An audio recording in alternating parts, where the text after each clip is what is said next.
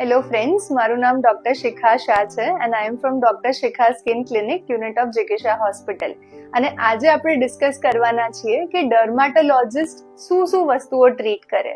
સો આપણે એમડી અથવા ડિપ્લોમા જે ડર્માટોલોજી, વેનેરિયોલોજી અને લેપ્રોલોજી એટલે કે ડર્માટો સ્કિન સ્પેશિયલિસ્ટ છે, એના પરવ્યુમાં ઘણા બધા ડિઝીઝીસ આવે છે ઓફ સ્કિન, હેર, નેલ. તો એના વિશે આપણે માહિતી ઉપલબ્ધ કરીએ આજે. તો સ્કિન ડિઝીઝીસમાં ઘણા પ્રકારના રોગ છે જે તમે અમુક સાંભળ્યા હશે, જેમ કે ખીલ છે, પિગમેન્ટેશનનો પ્રોબ્લેમ છે, ગ્લોનો પ્રોબ્લેમ છે.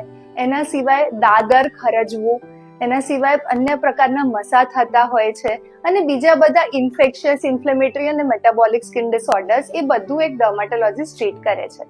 એના સિવાય જે અત્યારે બહુ જ કોમન પ્રોબ્લેમ છે, which is about hair fall and hair loss.